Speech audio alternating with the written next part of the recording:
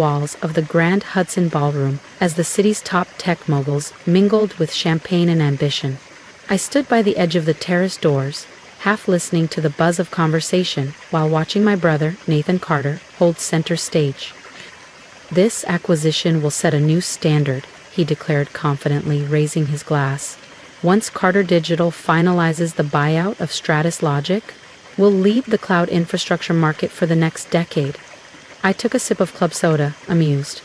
Nathan's team had barely touched the due diligence, and in less than 12 hours the entire deal would collapse, courtesy of a critical clause he never knew existed. "Lena," my mother's voice snapped, sharp as ever, "don't slouch by the exit, you're not the help." I stepped forward, knowing what was next. These events followed a reliable formula: praise for Nathan, polite smiles for everyone else, and veiled jabs aimed squarely at me. "Nathan was just walking us through the Stratus acquisition," Mom said, beaming with pride. 35 years old and already CTO. "We always knew he'd make something of himself." "Unlike some," my father added dryly, eyes flicking toward me. At 62, Martin Carter still dressed like the face of the company, though the tightness around his jaw betrayed the pressure. Carter Digital's stock had slipped 12% in the last quarter. Not that he'd admit it. "Lena's still running that, what is it, freelance consulting?" Nathan chimed in, smirking. "Vertex Solutions," I replied calmly. "We specialize in corporate network security and digital infrastructure." "Oh, right," he scoffed. "Still tinkering with code in that co-working space?" If he only knew the co-working space was actually 5 private floors in Manhattan Tower under my LLC, or that 3 of his lead developers had quietly joined me in the past year. But I stayed silent, just like I had for the past 3 years.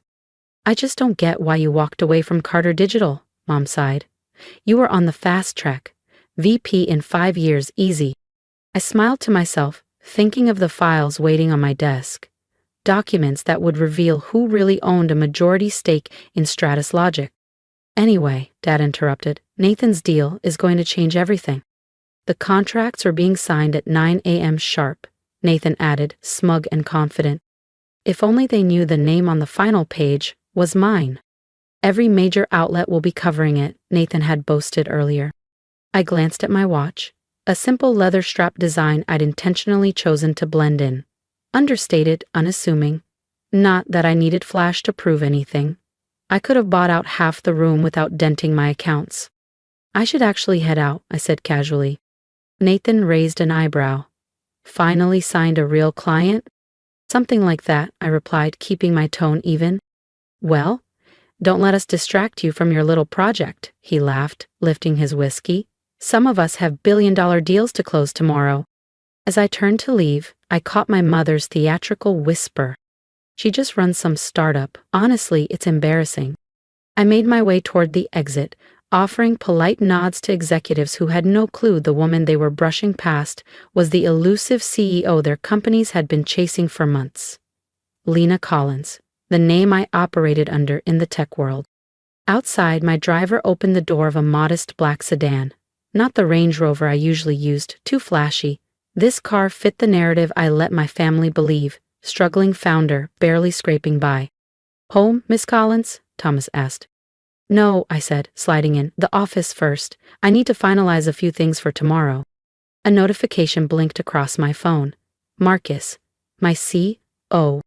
All systems go. Carter board is still in the dark. Let's make history." I smiled, adrenaline and vindication rising in my chest. 3 years. That's how long I'd spent quietly building Vertex Solutions behind layers of shell companies, obscuring my identity. While Nathan and my parents dismissed me as some naive dropout, I was assembling one of the most advanced cybersecurity empires in the world. Another ping. Family group chat. "Don't forget to tune in tomorrow morning. Nathan's big moment. Carter Digital plus Stratus merger. 9 a.m. Live coverage." The Stratus merger. I leaned my head back, remembering that final board meeting before I left Carter Digital. "Your projections are alarmist," Nathan had said. "You're just bitter about your career," my father had added. "Let your brother handle the big decisions." So I had. I walked away and started from scratch, with vision, with grit, with nothing handed to me. And tomorrow morning, while the world watched Carter Digital announce a merger, they'd unknowingly be handing control to Vertex Solutions. And to me. Not a merger, a takeover. The company they believed was worth $4 billion 0 cents was, in reality, worth less than half that, and only if you were being generous. My team had uncovered catastrophic security flaws buried deep within Stratus Logic's infrastructure, vulnerabilities that Carter Digital's due diligence team had completely overlooked. At my real office, not the shared co-working space I let my family think I used, I sat in the corner suite that took up the entire top floor of Vertex Tower, staring out at the Manhattan skyline. This wasn't some garage operation. This was an empire, built from scratch, built in silence. Miss Collins, Sarah, my assistant, appeared at the door, a sleek folder in hand. The final reports are ready for tomorrow's reveal. I took it and reviewed the contents. One last pass. The security audit that exposed Stratus's gaping weaknesses. The real valuation showing Carter Digital was paying nearly double its worth. And, most satisfying of all, the data proving Nathan's visionary strategy was built on crumbling foundations. Has the press release been cued? Ready to go live the moment you give the word, Sarah replied. Then more quietly, are you sure you want to go through with it? They are your family. I stood and walked toward the window, staring down at the city where I'd forged my future, alone, without their support, approval, or recognition. They stopped being my family the moment I stopped being useful to them. Sarah hesitated. Your brother's going to be publicly humiliated. Yes, I said, flatly, but maybe that's what it takes for them to understand. Success doesn't always wear the suit they expect. My phone buzzed, a final text from Marcus. Board's locked in for 9 a.m. They have no clue what's coming. I opened my laptop, pulling up the statement I'd deliver tomorrow, the words that would introduce me to the world. Not as Lena Carter, the disappointment, but as Lena Collins, the CEO and majority stakeholder in the company that had just outmaneuvered them. Stock tickers ran across my screen. Carter Digital was teetering on desperation, counting on this merger to mask years of mismanagement and tech stagnation, but instead of a rescue, they were walking into a trap. The next morning, across the street, Carter Digital's boardroom buzzed with excitement. Camera crews flanked the long glass table. My father had already made 3 grand speeches about legacy. My brother was basking in pre-signing interviews. And I watched it all, suited in charcoal Armani, standing like a storm on the horizon. They're all in place, Marcus said from behind me. I nodded. Then let's begin. And if you've ever been underestimated by the very people who should have believed in you, hit that subscribe button. You won't want to miss what happens when Lena finally steps into the spotlight. I smiled slightly, adjusting my cuffs as I caught sight of Stratus Logic's CEO fidgeting in his seat. He knew exactly what was coming. Of course he did. We'd briefed Stratus's board weeks ago about their exposed systems, flaws that could crumble their entire operation if made public. We gave them 2 options: risk a catastrophic leak or accept a strategic acquisition by Vertex Solutions. They chose survival. Miss Collins, Sarah said, appearing beside me with a tablet. Press release is ready. Also, your mother just arrived at Carter Digital. Celebration pearls? I asked without looking. Sarah nodded.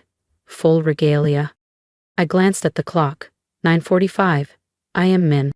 Right on time, I said. Let's show them what a little startup can do. The short walk across the street felt symbolic, like stepping through a mirror. On one side, I was still Lena Carter, the dismissed daughter, the family's tech disappointment. On the other, I was Lena Collins, the anonymous powerhouse they never saw coming.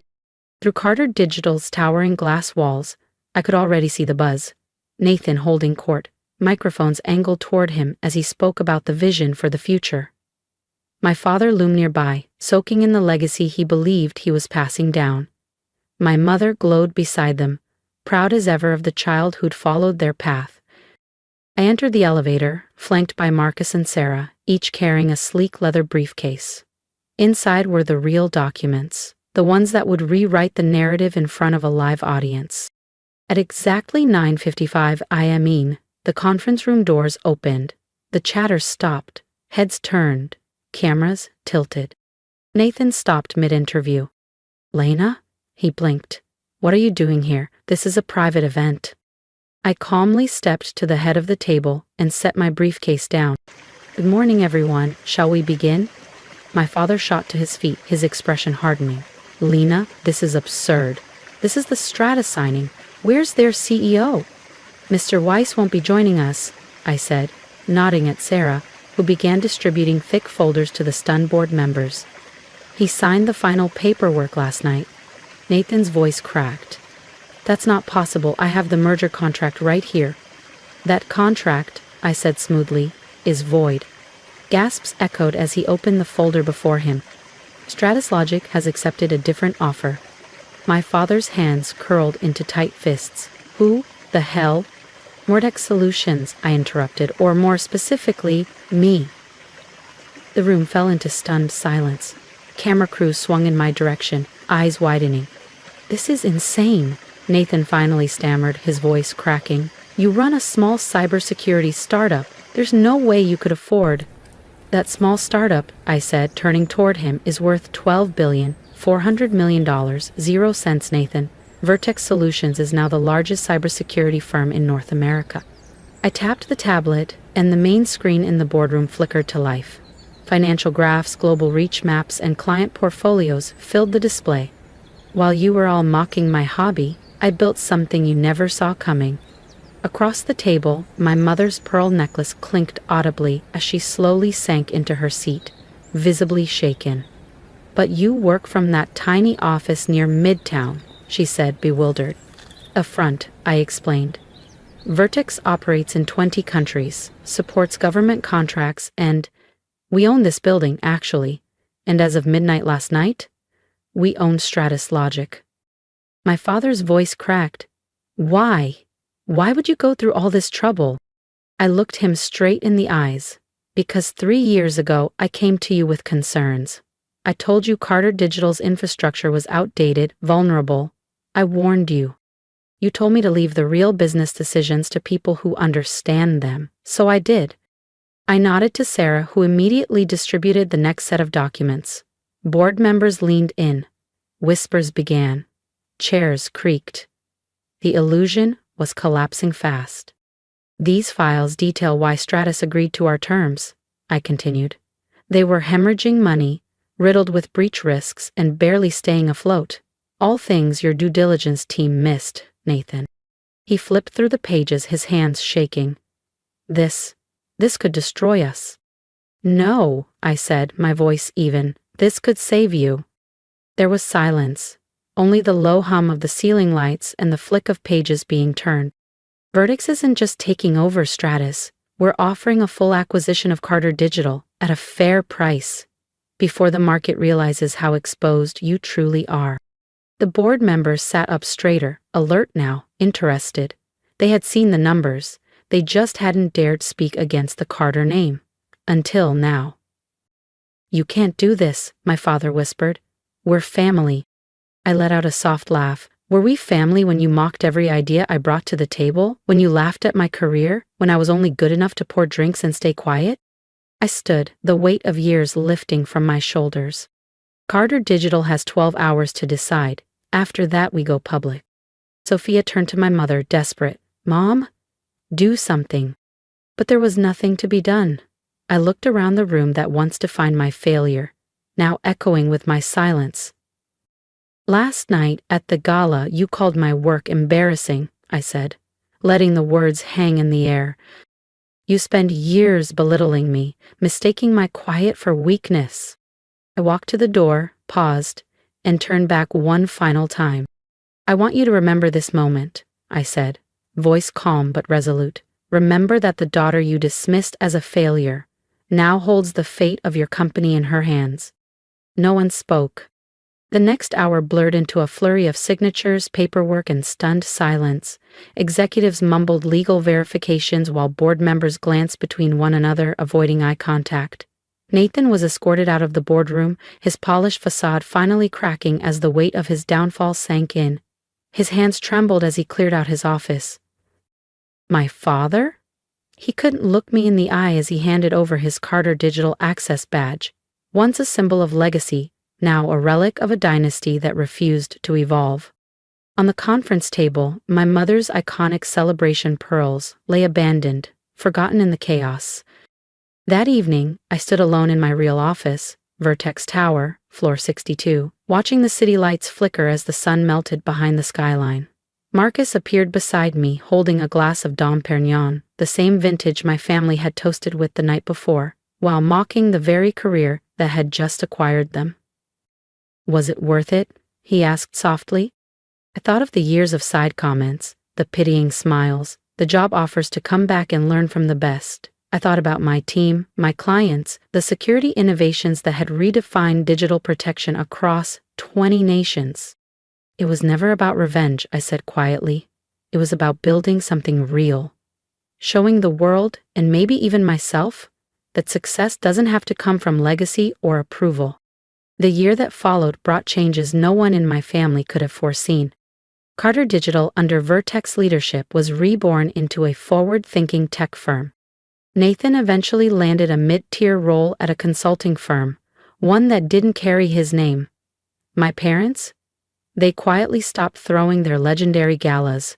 No more slideshows, no more name-dropping. As for me, I kept going, not to prove them wrong anymore, but because I'd found something they never understood. True success isn't loud. It's not about legacy. It's about creating something that outlives you. And now, when people ask how I did it, I tell them the truth. Sometimes, the most powerful revenge is becoming so successful that by the time they notice, it's already far too late to matter.